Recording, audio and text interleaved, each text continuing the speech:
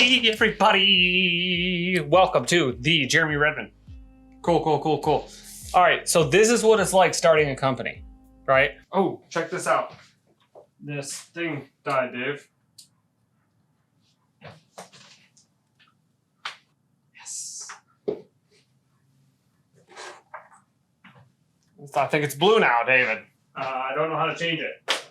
So, I found the clip that I was talking about in the last video about what it takes to be great. I mean, that's a lot of thorough line of a lot of the stuff we talk about here. But what it takes to start a business. And my wife actually made me watch this video, and it's a Lex Friedman clip on YouTube. And it's Marc Andreessen, who runs Andreessen Horowitz, his advice on how to start a company. And she sat me down to watch this. And I was like, oh man, I almost wanted to cry. Because I think one of the biggest pieces of advice is finding that person, your best friend. Marry your best friend, okay? Are you a guy and you're not gay? Marry your best friend. Marry him. Marry your best friend. Scissor, this clip in, Dave. I don't care if you're gay or not. Marry your best friend. I am lucky enough to have married my best friend, and she sent me this. We watched this together, actually. She watched it with me. Double best. Fight me on marrying your best friend, by the way. Okay? If you're like, oh, I'm not marrying my guy friend, I'm not marrying Eric. I love Susie. Okay? Number one, who cares? If you don't marry your that's all you're gonna have in life is one person or two people anyway for the rest of your life. Marry and find your best friend. Best advice ever. Because then they'll send you and watch like this 24/7 with you. And the greatest piece about this is this. I have to do this. I have no choice. What if it's gonna lead to a lot of pain? It's gonna lead to a lot of pain. If this is number one, he said, why are you starting a company, right? And then they go into the answer. Then he says, what if it leads to a lot of pain? And Marc Andreessen, terrific entrepreneur, terrific venture capitalist and investor, it's going to lead to a lot of pain. No one at a certain level would disagree with this. So don't smile when you come at me with your new app idea. What if it means losing sort of social relationships and damaging your relationship with loved ones and all that kind of stuff? Yeah, look, so like it's going to put you in a social tunnel for sure, right? So you're going to there's this game you can play on Twitter, which is it's going to put you in a social tunnel. I love how he said that. But I'm not the one thing people want to get twisted is I'm not saying this should be celebrated. Okay? Dude, working 80-hour weeks should not be celebrated. Okay? I don't celebrate people going into tech entrepreneurship. I think it's almost a disease. Like you have to do it if you're so compelled to do it. If you're not, because of this stuff, because it will take 70, 80-hour weeks consistently, you don't get time off. You will ruin almost every relationship you have. That's not your spouse, your boyfriend, your girlfriend, like maybe your kids. What, dude, you're gonna keep a couple relationships in life. And then everything else is employees and customers and being driven to your goals and your dreams and your ambitions. But let's see what he says here.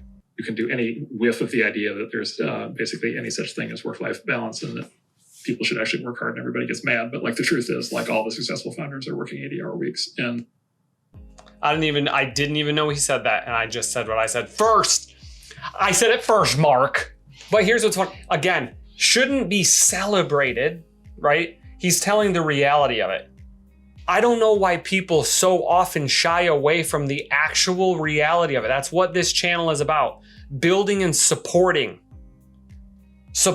people, because it is really effing hard to do this. You need support. You need a support system that doesn't tell you to work 4 hours or 40 hours. You need a support system to be there when you've worked 80 hours. Someone who actually understands what you're going through, because no one builds anything great without sacrificing almost everything socially in that 1 or 2 or 3 co-founders' lives. Nothing.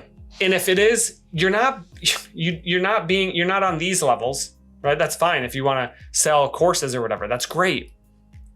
But like I'm telling you, that stuff that you're teaching people in those courses, you did not learn and acquire those skills overnight and 4 hours a week, and not even 40 hours. Because I wouldn't buy your course if that was the case, because that material is not going to be as good. Point blank. They're working, they form very, very strong social bonds with the people they work with. They tend to lose a lot of friends on the outside or put those friendships on ice. Like, that's just the nature of it. I always say the top 4 people on my top 5 list that aren't my wife, right? She's the chairman of this list. 4 out of the top 5 work at our company. That, like, I'm blending that professional and personal relationship. And I think if you're going to be a success, you need to do that too. Again, comments are open. Strongites and weaklings to fight it or help support.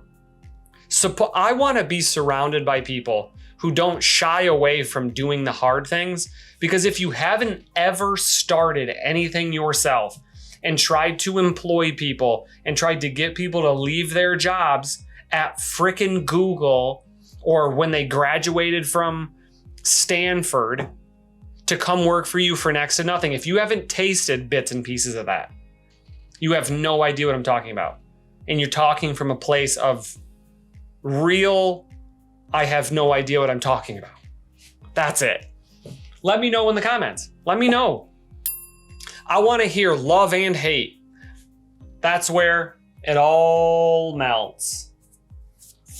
I was going to say that's where it all masturbates. I don't think that's a saying, dude. So you can put whatever you want in, Dave. Scissor, scissor.